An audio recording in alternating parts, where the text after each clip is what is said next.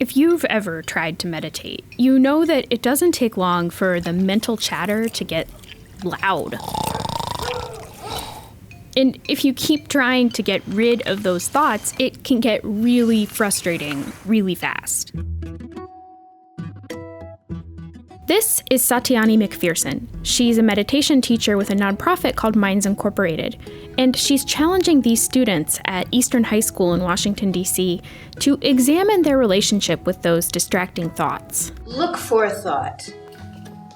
Where is it? When I'm closing my eyes, it comes across like my eyelid. It's a figment of imagination, you should say. And it's like, if you're imagining it, it's not real, it's not true.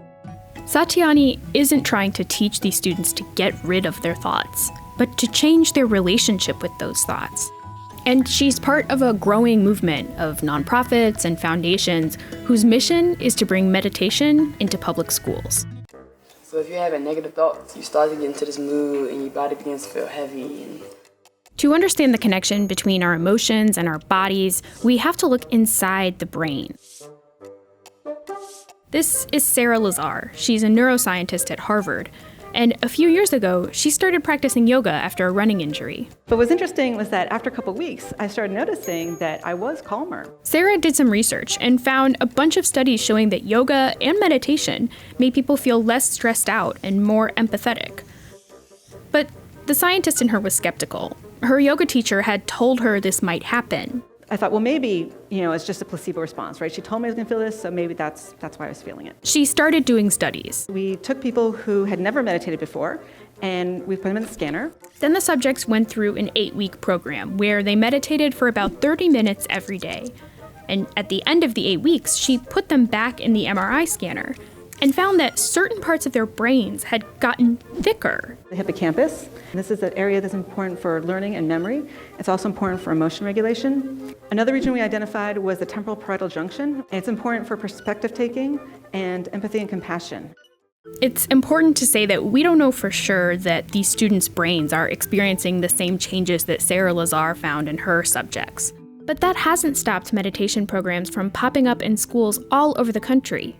And they've received plenty of media attention. Taking time out of the school day for meditation. Misbehaving children are sent to the meditation room instead of the principal's office. And although these programs are happening in many different schools and communities, news stories tend to show those serving children of color.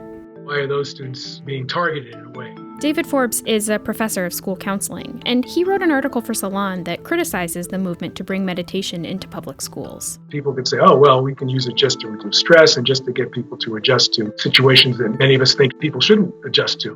One of the realities that students maybe shouldn't get comfortable with is the persistent problem of segregation by race and income in America's public schools.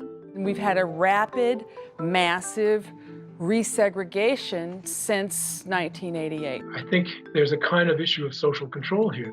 Bruce Gill disagrees. He runs the meditation program at Eastern High School, and he's brought the practice to dozens of other schools around D.C. We're definitely not teaching our kids to be passive or to accept just anything. As a matter of fact, it's their very survival that requires just the opposite. We don't want them to react in the face of a threat from a police officer in such a way that provokes something destructive happening, that provokes something fatal happening. In a situation that you consider stressful, your thoughts can either drive you to insanity, or you can drive your thoughts. Even though it's only mental thoughts, it can have a great effect on your physical body and your emotions and how you portray yourself. They have to be very clear-headed and clear about what's going on so they can make decisions in the moment when they are being threatened. Bruce doesn't think meditation teaches kids that these threats are fair or something they should passively accept. He sees meditation as a tool to help them survive and to thrive in a flawed system. If you want to try meditation on your own, there's a couple of apps out there that can help make your journey a little bit easier. But you don't really need an app or any fancy equipment to get started with your meditation practice. All you need is a comfortable chair or a pillow on the floor and a little bit of patience with yourself.